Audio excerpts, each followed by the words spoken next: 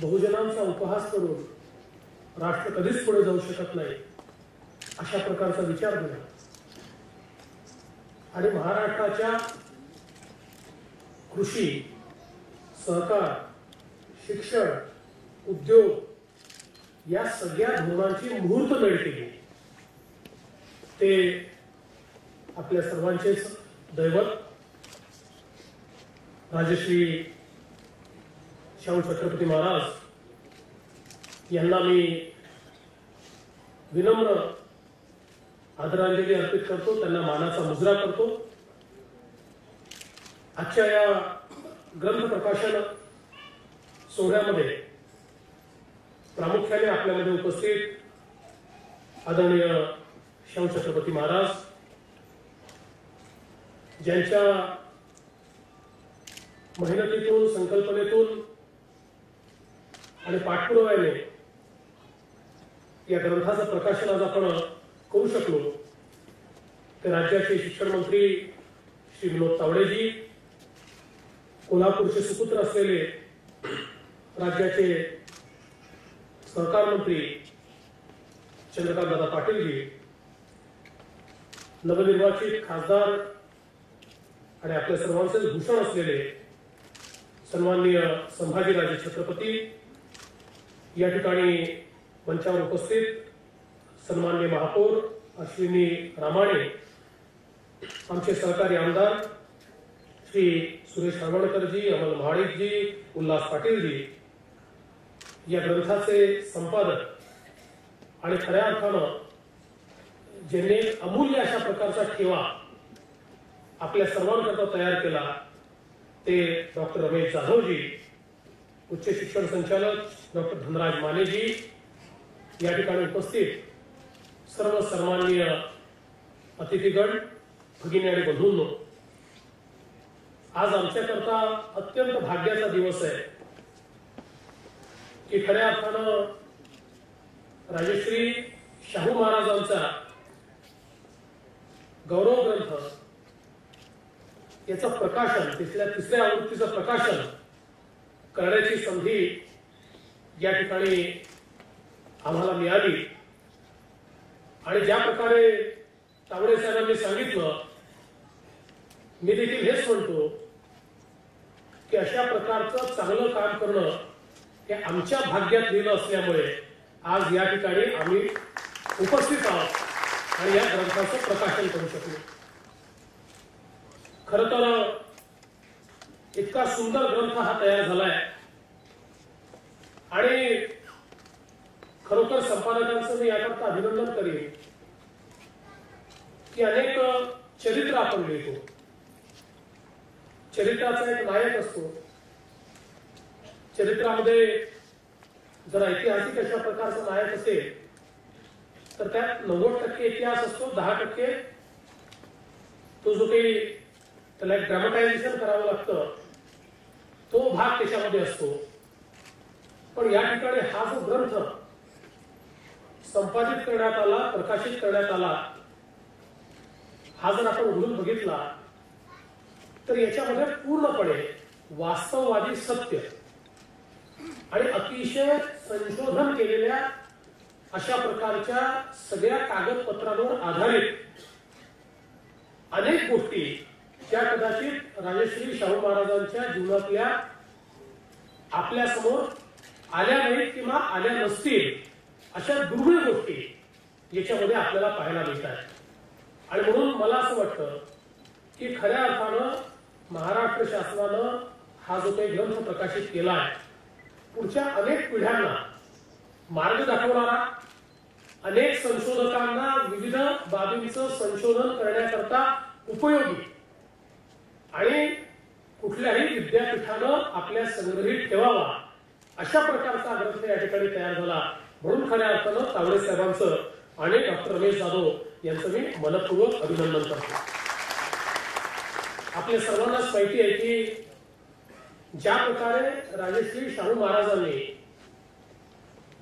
या महाराष्ट्राला किंवा तेव्हाच्या त्या काळातल्या संस्थानाला जी काही दिशा दिली, एक व्यक्ती राजा झाल्यानंतर कारभार हातात घेतल्यानंतर एवढ्या मोठ्या दुष्काळाला सामोरा जातो आणि दुष्काळाला सामोरं जात असताना केवळ ईश्वराला सोडून देत नाही, केवळ निसर्गाला दोष देत नाही, तर हा दुष्काळ संपवण्याची ताकद आपल्यामध्ये आहे या आत्मविश्वासानं, या ताकदीनं त्यांनी त्या काळात घेतलेले अनेक निर्णय, मग ते तात्कालिक निर्णय असतील, दीर्घकालीन निर्णय असतील, कोणीही उपाशी राहणार नाही ही केलेली व्यवस्था.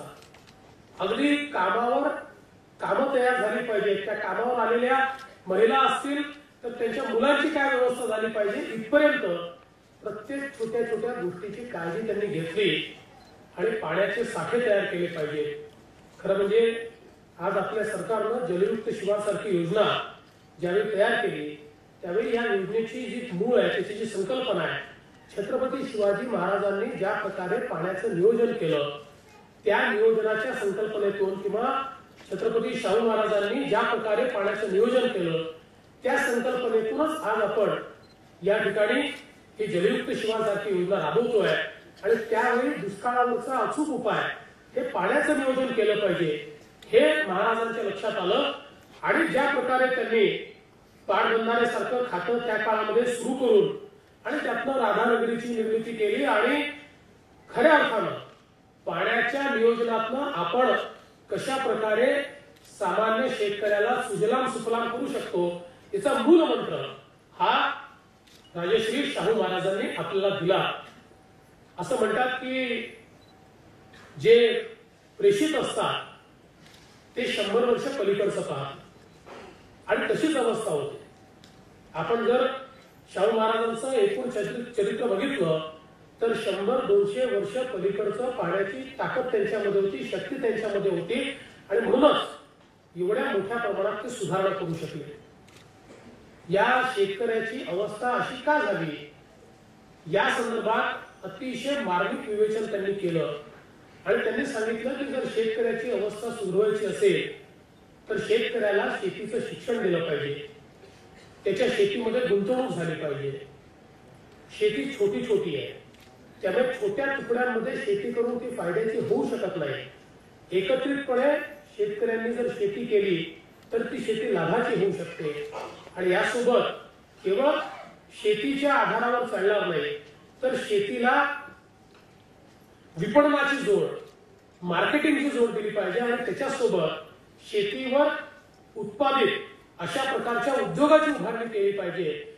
अशा प्रकारची 4 सूत्री ही त्या काळामध्ये त्यांनी आपल्यासमोर ठेवली आणि आज एक राज्यकर्ता म्हणून ज्यावेळी मी या शेतीच्या प्रश्नाकडे पाहतो त्यावेळी माझ्या असं लक्षात येतं की महाराष्ट्रातल्या शेतकऱ्यांसमोर आज जे आव्हान आहे त्याच्यावरचे उपाय काय आहेत तर हेच 4 उपाय जे शाहू महाराजांनी त्या काळामध्ये सांगून ठेवले, नुसते सांगून नाही ठेवले तर त्या काळात त्यांनी त्याची अंमलबजावणी केली. त्या काळामध्ये शेतीच्या करता महाविद्यालय किंवा शिक्षणाची व्यवस्था उभी करायची आणि त्यातनं आधुनिक शेती झाली पाहिजे, शेतीमध्ये तंत्रज्ञान आलं पाहिजे. हा जो विचार त्यांनी ठेवला मला असं वाटतं की आज त्याच विचारांनी प्रेरित होऊन शेतीच्या क्षेत्राकडे आम्ही बघतोय आणि म्हणून पाण्याचं व्यवस्थापन असेल, शेतीमध्ये गुंतवणूक वाढवायची असेल, शेतीला उद्योगाची जोड द्यायची असेल, याच सूत्राच्या आधारावर आज राज्य सरकारने काम सुरू केलं आहे. आणि म्हणून मला असं वाटतं की 100 वर्षापूर्वी 200 वर्षापूर्वी जी मंडळी अशा प्रकारे या गोष्टी पाहू शकतात, आज तर सगळ्या गोष्टी आपल्याला उपलब्ध आहेत, पण ज्या काळात नव्हत्या त्या काळातही अतिशय अचूक निदान हे त्यांनी त्या ठिकाणी केलं आणि मला असं वाटतं की त्या माध्यमातून खऱ्या अर्थानं शेतकऱ्याच्या जीवनामध्ये परिवर्तन करण्याचं काम त्यांनी केलं.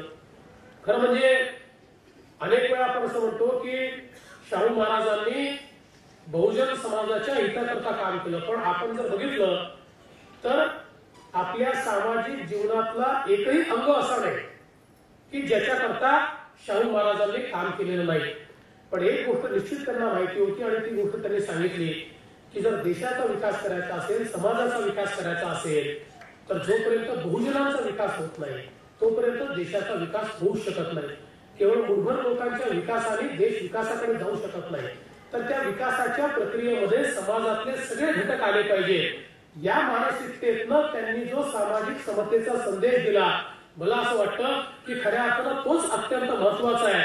आणि आज ज्यावेळी आपण इन्क्लुझिव्ह ग्रोथ म्हणतो, आज आपण सगळं आपले अर्थशास्त्री जे आहेत ते सगळे अर्थशास्त्री काय सांगतात, इन्क्लुझिव्ह ग्रोथ, समावेशी विकास.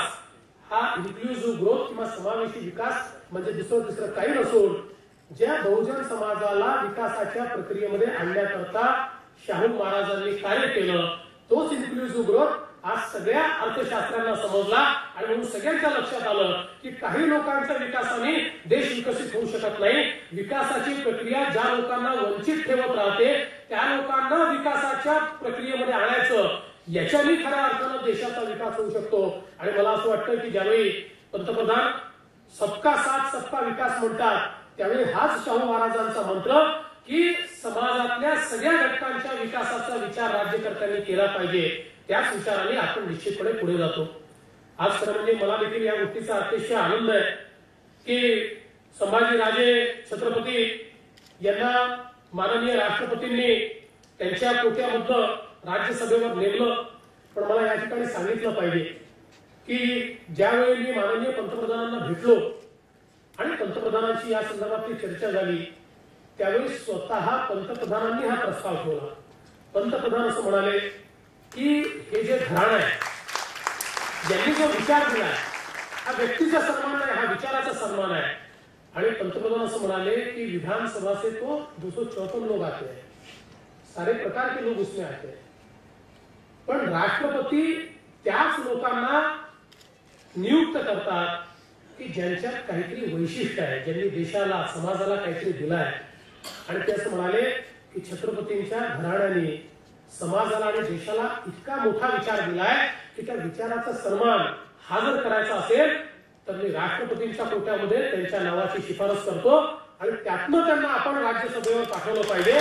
मला असं वाटतं की हा जो विचार पंतप्रधानांनी म्हणजे संभाजीराजांचं स्वतःचं कार्य तर आहेच, सामाजिक कार्यामध्ये मला आनंद आहे, गेले अनेक वर्ष त्यांच्याशी जुडलेलो आहे, ते सातत्याने सामाजिक कार्यात राहतात. पण त्याच्या पलीकडे जाऊन हा विचार, हे घराणं, याचा मान यांनी दिलेलं समाजातलं नेतृत्व, यांनी देशाला, महाराष्ट्राला आणि समाजाला दिलेलं देणं, या प्रत्येक गोष्टीचा विचार करून माननीय पंतप्रधानांनी ही सूचना मांडली. आणि आज खऱ्या अर्थानं जे महाराज या ठिकाणी म्हणाले की संभाजीराजे हे ते आता कोल्हापूरचे राहिले नाहीत, कारण देशाच्या कोट्यामधून त्यांची नियुक्ती झाली आहे, त्यामुळे ते आता देशाचे खासदार झालेले आहेत. ही गोष्ट वेगळी आहे की संभाजीराजांनी भेटल्याबरोबर मला पहिल्यांदा सांगितलं की देशाचं पाहणं पण कोल्हापूरकडे आधी लक्ष द्या. मी त्यांना सांगितलं कोल्हापूरकडे देखील आपण निश्चितपणे पूर्ण लक्ष देऊ. आणि म्हणून मला असं वाटतं की शेवटी हा जो विचार आहे, विचाराचा सन्मान अत्यंत महत्वाचा आहे. एक गोष्ट जी कावळे साहेबांनी सांगितली, मला असं वाटतं की शाहू फुले आंबेडकर हा विचार आहे आणि केवळ भाषणामध्ये सांगून आपण कधीच या देशाचं भलं करू शकत नाही. आपण निवडणुका जिंकू शकतो, आपण टाळ्या घेऊ शकतो, पण हा देश बदलायचा असेल तर खऱ्या अर्थानं शाहू फुले आंबेडकरांच्या विचारावर आधारित राज्य व्यवस्था तयार करावी लागेल. आणि आमच्यासारखे जे राजकारणी आहेत यांना भाषणाच्या ऐवजी कृतीमध्ये शाहू फुले आंबेडकर हे उतरवावे लागतील, तेव्हा खऱ्या अर्थानं समाज परिवर्तन होईल. आणि मला हा विश्वास आहे, कारण माझ्यासारखा एक सामान्य माणूस या महाराष्ट्राचा मुख्यमंत्री झाला, मी तर कधी स्वप्नातही बघितलं नव्हतं. पण ज्या दिवशी मी पक्षाच्या अध्यक्षपदाची सूत्र घेतली त्या दिवशी रायगडावर जाऊन छत्रपतींचा आशीर्वाद घेतला आणि त्यांना एकच आशीर्वाद मागितला की महाराज, आपण जाणते राजे होता, आपल्या 1 दशांशही काम करण्याची ऊर्जा जर मला प्राप्त झाली, तेवढा जरी आशीर्वाद आपण दिला तर या महाराष्ट्राचं मी भलं करू शकेल. आणि म्हणून तेवढी तरी ऊर्जा ते आपण मला द्यावी.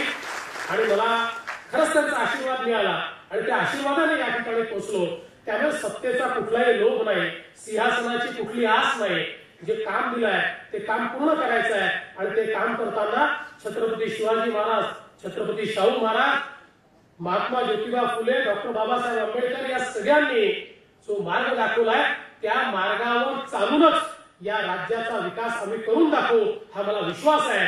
आणि या विकासाच्या आणि या कामाच्या या सगळ्या वाटचालीमध्ये आज ज्या ग्रंथाचं प्रकाशन आम्ही केलं आहे, हा ग्रंथ आमच्याकरता पथदर्शी असेल. जेव्हा जेव्हा अडचण येईल त्यावेळी हा ग्रंथ उघडून बघू आणि अशा प्रकारच्या परिस्थितीमध्ये शाहू महाराजांनी नेमकं काय केलं ते बघितल्यानंतर त्या प्रत्येक गोष्टीचं उत्तर आम्हाला निश्चितपणे मिळेल हा विश्वास मला या ठिकाणी वाटतो। आणि म्हणून या चांगल्या कार्यक्रमाकरता विनोदजी तुम्ही तुमच्या विभागाने या ठिकाणी मला निमंत्रित केलं त्याबद्दल मी तुमच्या विभागाचे तुमचे अतिशय मनपूर्वक या ठिकाणी आभार मानतो। आणि निश्चित आपण हा ग्रंथ घरोघरी पोहोचवू आणि तो वाचण्याकरता देखील लोकांना प्रवृत्त करू अशी अपेक्षा व्यक्त करून माझं बोलणं संपवतो। धन्यवाद। जय हिंद, जय महाराष्ट्र।